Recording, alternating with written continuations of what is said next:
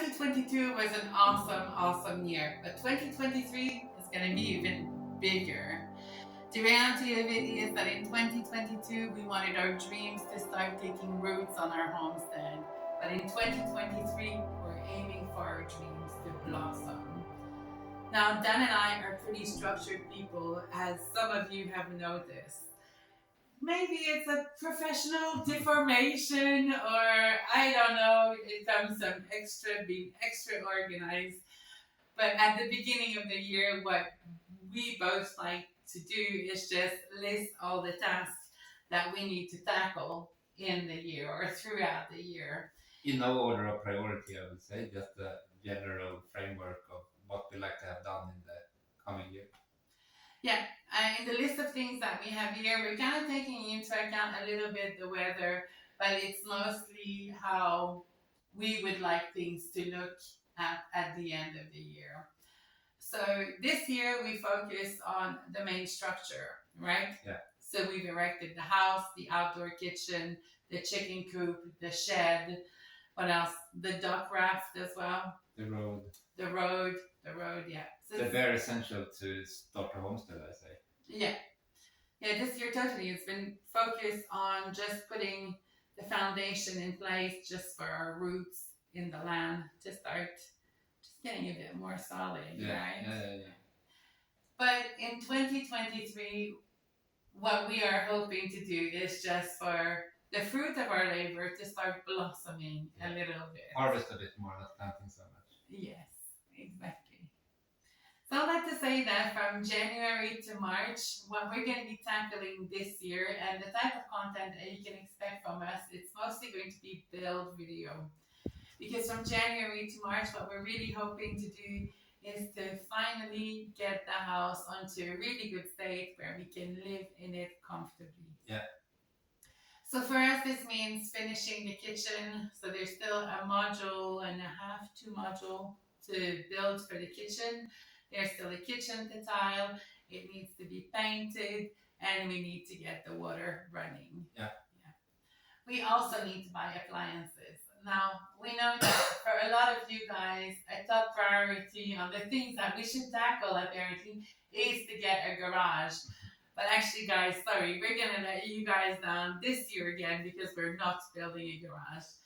The first priority is definitely for us to get some appliances, because doing the laundry by hand is getting a little bit old, right? Everything by hand now is getting a bit old, I have to say. Yes. It's a lot of things that take a lot of effort a bit more effort, I should say, to execute. Yeah, totally. I think we've mentioned it before as well, but it's just maybe good to put it out there.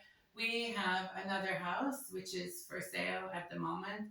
It is in Sweden on a family plot, and it's you can check it out in our past project if you're interested. But you guys have to know that this house is not for sale at large with a real estate agent or anything like that. We actually have 3 buyers potentially lined up for this property, and we're kind of just waiting on these people, which are our preferred buyers, let's put it this way, to get their finance together in the hope to sell to these guys. So there's no point in sending us an email that you want to buy our house. It's not going to happen. Anyway, not now. We still want to give our 3 potential buyers the chance to gather everything that they have to gather to potentially make us an offer. Yeah. But all that to say that if we do sell the property in Sweden, it's going to bring a bit more cash flow to the homestead, because pretty much all the money that we will make from this property is going to be reinvested here. Yeah. Right? Yeah. March and April, it's going to be focused on the orchard, right? We have cut a lot of trees since we've been here. And every time that we cut a tree, we've been saying, oh, don't worry, we're going to be planting some more. But this year is the year that we will be planting a lot more trees. Yeah, definitely. We've got some little mock-ups that we've done just for ourselves. So I don't know, they might be popping throughout this video just to give you an idea. A rough mock-up. Better than the ones that you've seen before. Yeah, so March and April, what we're looking at doing is very much setting up the orchard. We're going to be planting a lot of fruit trees. Yeah. These fruits will take a lot of time to mature and just to give us a chance to harvest something that we will later be using for the ice cream shop. They need to have a bit more of a purpose than just grow leaves. Yes, the trees that we're going to be putting on the homestead for sure. Yeah. They need to produce food. And hopefully lots of delicious fruit that we can later turn into ice cream that you guys will get to enjoy if you visit us here. So yeah, March and April we're looking at the orchard. We're potentially looking at erecting one greenhouse as well. Yeah, depending on the financial flow, of course. But, yeah, one for sure. One for sure, possibly two, depending on the cash influx and how much money we've managed to save. Yeah. But yeah. I think for us, because we've got the goats, like you probably know this by now, but we live right next to a bunch of goats. So for us, best neighbor ever. Best neighbor ever, absolutely. But if they do escape from their enclosure, they could come and decimate our garden. So that's why for us it's going to be like a way to protect our food from the goats. Then we're going to be growing a lot in the greenhouses as well. And we kind of feel that it's a better way to control the humidity and control irrigation and so on and so on. Yeah. So, but we will also be building a main garden this year. The main garden is mostly going to be used for things like potatoes or pumpkin that just takes a bit more space to grow. And then they're a bit more underground. Yes. Type of vegetables, root vegetables, I guess. Yes. Root vegetable. Yeah. So March, April is going to be pretty busy. We're setting up the orchard, possibly setting up a greenhouse, and setting up the garden. We've covered March and April. Now let's cover April and May, which is the most exciting time, perhaps. This is when we are going to be building the ice cream shop. If everything goes according to plan. If everything goes according to plan, yeah. We are scheduled to start the build around, let's say, the 15th of April. That's what I have in my mind anyway, for the build of the ice cream shop. And then for it, we think it's going to take about a month to erect from start to finish. And then after that, then we can start having some customer. Now for the first year of operation for the ice cream shop, I think we're looking at selling more like commercial goods, like bottles of water, maybe some coffee, maybe some sodas and stuff like that, and perhaps some ice cream that we'll be purchasing, ice cream cones. Because I don't think it's realistic to think that we will have the full ice cream shop set up in just a few months, while we don't even have fruit that we've harvested to make the ice cream from. So that's it's a lot of work that's gonna go into the building itself, but also like the business side of the kiosk itself. It's a lot of work. It's a lot of work in terms of business, yes, because what we want to do is hopefully take you through the process of what it is to set up a legal business in Portugal. We know that a lot of homesteaders cover starting up greenhouses and all of that, but we think that the actual setting up a business and get legal in Portugal is something that very few YouTubers cover. So if you're looking to move to Portugal and wonder how to start a business, we'll be covering that in early summer, right? As we're learning new things as well as permits and so on and licensing for this and that and handling food and stuff. It's a lot of protocols that go into this, I think. Oh, totally. So fingers crossed we can still sell ice cream this year, but we still haven't been through this process of applying for licensing and see what amenities we need to actually sell ice cream. Yes. It could be some stuff we need to add. That we haven't even thought about yet. We'll be discovering all of that in early summer. Yes. A lot of fun. Probably a lot of trips to Bergense or be nice. Yes. To get everything sorted out. But They're always helpful. They're always very helpful. Totally, totally. Now, okay, so we know that in April and May we're going to be building the ice cream kiosk, but in June, what are we going to do then? Well, it depends on where we're gonna put the priorities. So far, what I've got on my list here, it really depends a bit on the type of weather that we'll have. Because if history serves us well, June last year was starting to be pretty hot. Yeah. And I don't think neither Dan or myself want to put ourselves through building under a heat wave as we did last year. I think that was It was hard. backbreaking. It was a hard push to get us in the house, Yeah. but The push for last year or this year was to be in shorts and barefoot in the winter during Christmas, and I think we achieved it. yes. But next year needs to be, I don't know, finishing the house at least. Yeah, our next year goal could be to like have our own turkey in the oven for Christmas, turkey or duck, depending on. The house for sure gonna be finished. Yes, for sure. But anyway, in June, what we have planned when we discussed this off camera is that we were going to be focusing on landscaping the backyard. Landscaping the backyard, adding some gutters as well on the house. There's some little bits of outside as well, the house that hasn't been finished yet. So we need to add some trimmings and things like that. We're missing all the trimmings around the house, all around the windows and the corners, and the gutter for sure is going to be a good source of collecting rainwater. Yes. So we need to get that going as well, and that's a part of the planning the backyard garden. Yes. All right, July and August. Well, it's going to be nice and hot and toasty, and hopefully by July and August, this is when we'll have the chance to harvest all the fruit of our labors from the garden and from the greenhouses. We are going to be working a lot on preserving some of that food, going to our neighbors and harvest some of their food as well, because here, whatever is grown in the village, it's kind of almost for everyone to grab. And help out with the potato harvest and the big harvests that goes around. Yeah, certainly. I personally have my eyes on some peaches from Singer Seminel's tree that we've harvested some last year, but not enough to think about making some delicious. And there was so many left on the tree when we were done. Yeah. That the birds took. So it could take 3 times the amount we took. Totally. The idea really this year in July and August is really to go and raid our neighbors, Singer Seminel's peach tree, because we would love to have some, or to offer for the following year, some peach and caramel ice cream. That's one of the recipes that we're looking at right now.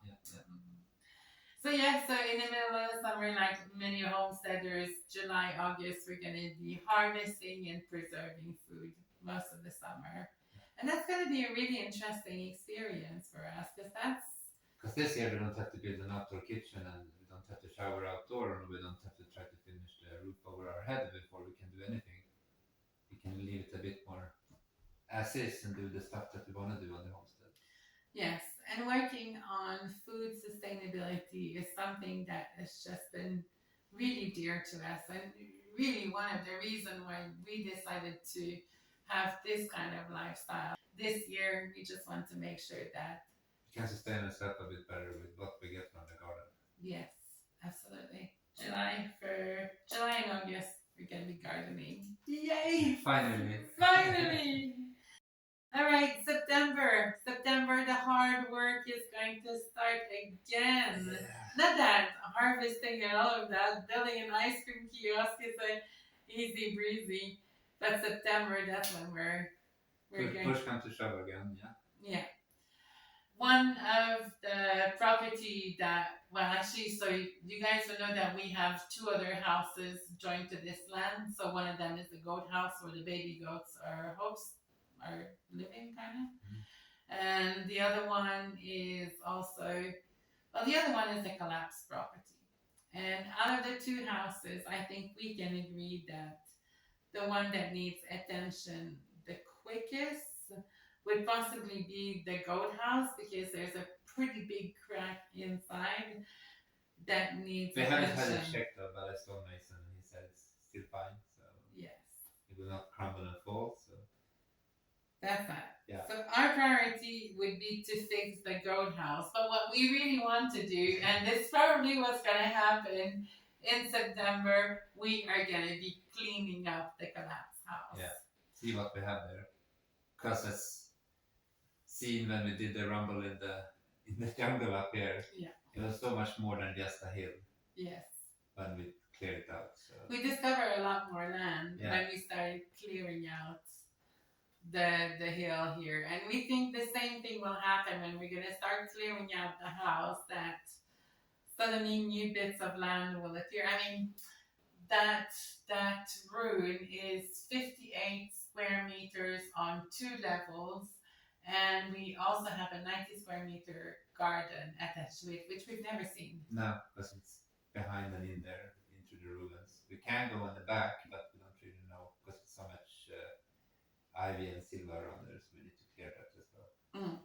And I think really in September, clearing out the collapsed house is going to give us a really good vision for what our canvas look like. We have some ideas, of course, for the collapsed house, which we're not quite ready to share with everyone.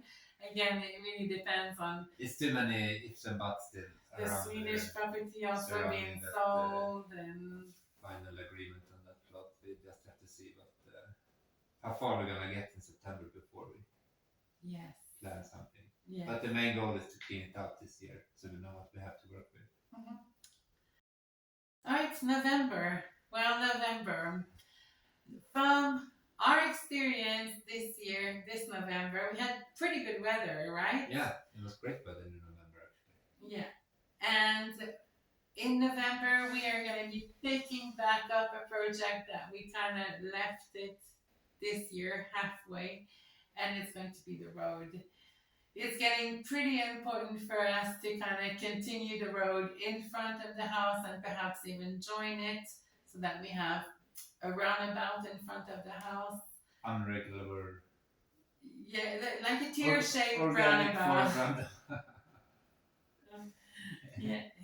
There's no plans to it. It's just around where to take the car. That's where the road is going to end up. Yeah. Because it's starting, I mean, we're seeing it that there are more and more days where we'd love to go out and love to go to the hardware store and get some stuff to get the project. Or the Friday market. Or the Friday market just to get the project going. But sometimes we're landlocked. This means that our city car just can't go up in the mud. So we have to take our Spanish reg car, which we can't legally drive on asphalt road, but we're fine to drive it in the village just to get the food van. Yeah. Okay, December then. December, what's the plan for December? I can't remember actually. So in December, what we have discussed that we will be doing is start to reach out to local artisans and in order to provide some really quality craft that we can sell in the ice cream shop. We are also going to start making some more of our craft, whether it's chopping boards, whether it's coffee mugs or soap, all things that would be made locally. And in the future, we're hoping to have them mostly made on the homestead. But for the first and second year of operation, we kind of need to look into broadening the scope a little bit if we want to have something for the tourists to buy, right? Yeah, exactly.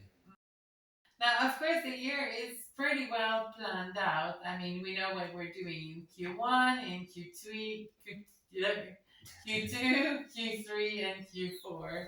Again, I think this is just the old Joan coming in, planning your market, planning everything. Rough line it at least, you know where the faults are and where you can expect more time needed to amend certain things.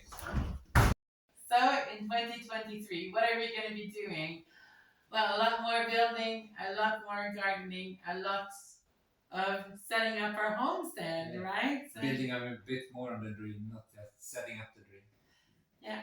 Watch watching our dreams blossom. That's what we hope for this year. We've started to take roots, but now it's time to let them blossom. Yeah, we need to have time to do it. And this year, coming into 2023, we have a bit more. The possibilities are a bit more easier than it was this year. Because there was a lot of things that needs to fall in place for us to enjoy it. Yes.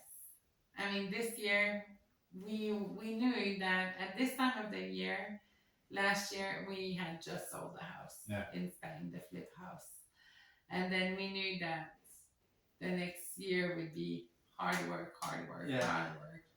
I mean, don't get us wrong. 2023 will also be filled with a lot of hard work because, well, what's a dream if you don't make it happen, really? But it would also be filled, hopefully, with a vacation. Yes. Oh. We're actually planning next year for a 2-week vacation. Never happened in the...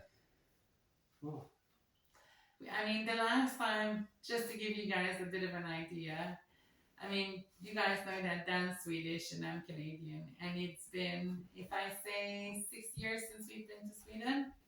Yeah, 2018 I think was the last time. Okay, so 4 years. And it's been 8.5 years since I visited Canada. So we are overdue a holiday. Overdue, and I mean, so overdue a holiday. Yeah. So what we are planning for right now is that in December 2023, we will be taking 2 weeks off. We have an idea of the destination already, so we don't really want to talk about it just yet. But there'll be palm trees. That's all we can say. There'll be palm trees. Hopefully. Right? Hopefully, if all goes well. That kept on popping up this year, and I went to a friend of mine, François. He's been saying, what is so simple about what you do? You guys work so hard all the time. And like, that's a question that François kept on asking. It's true. Like, we work bloody hard. Like, our days start early and they finish late. But I think if 2022 was the start of our simple life, our hard-working simple life, 2023 will just see a continuation of that and even more hard work. But at the end of the day, what is simple about this is that in 5 or 10 years' time, we're going to have a solid place that kind of can provide for us, and we can hopefully take a bit of a breather, huh? A breather. We have to do all of this while we are happy, while we are healthy, and while we are somewhat young. Yeah. And we are, I mean, 2022 has very much made us a bit realize, like, that we are not 20 anymore.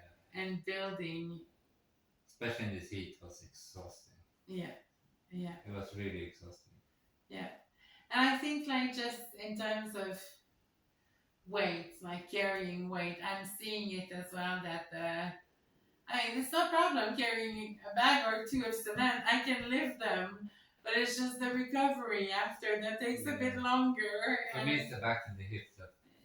Even though I lift it, it's the recuperating period that's so extended these days with the back and the hip that it's insane. Yeah, it takes a bit longer. Yeah.